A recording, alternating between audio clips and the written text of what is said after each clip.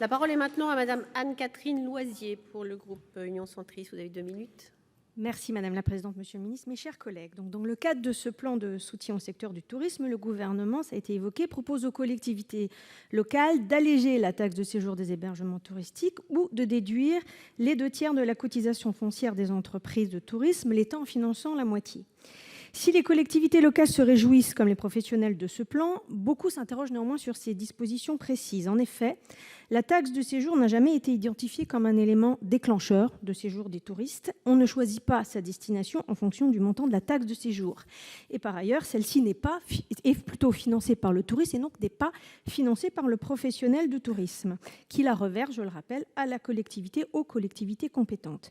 L'impact positif donc d'une suppression, voire d'une baisse de la taxe de séjour est bien hypothétique. En revanche, elle est synonyme d'une perte nette de recettes pour des collectivités qui en sont déjà privées depuis plusieurs mois et qui doivent assurer là la promotion, là le salaire des agents, parfois même des offres touristiques pour lesquelles elles ne connaissent pas encore à ce jour les protocoles sanitaires et donc les surcoûts.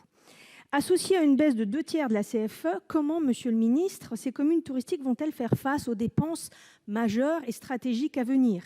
Nous savons que ces manques à gagner vont impacter lourdement les budgets 2021, dont on se demande déjà comment ils vont s'équilibrer.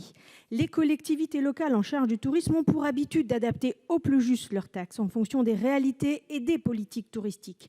Leur demander de diminuer leurs recettes, c'est les mettre en difficulté face à ces enjeux majeurs dont nous parlons.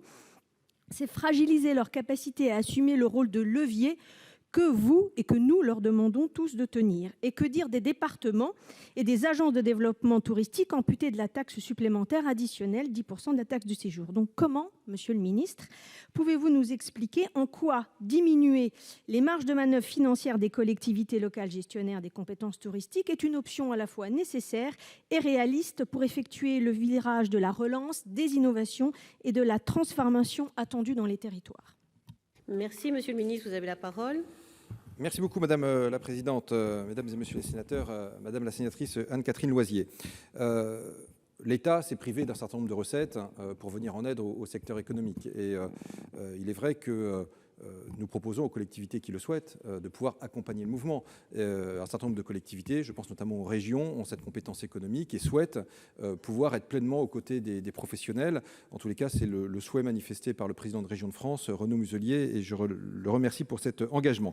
Vous avez évoqué assez longuement la taxe de séjour. De ce point de vue-là, naturellement, c'est au libre choix des collectivités, mais ce qui est important, c'est surtout la taxe de séjour forfaitaire, qui est en vigueur dans une centaine de communes en France et qui pose, oui, des problèmes majeurs pour des acteurs, par exemple, comme les campings et l'hôtellerie de plein air, parce que cette taxe de séjour forfaitaire, elle peut peser un poids déraisonnable et même mettre en cause, en réalité, l'équilibre économique et donc conduire à la fermeture des établissements. Je pense que les professionnels que vous interrogerez seront unanimes sur cette partie de la taxe qui est le forfaitaire. La taxe réelle, c'est autre chose et très clairement, je veux dire, c'est d'ailleurs, on pourrait regarder le sujet. Certains élus souhaitent qu'elle puisse être déplafonnée parce que c'est aussi un outil pour dégager des moyens de promotion et c'est le client qui la paye au final.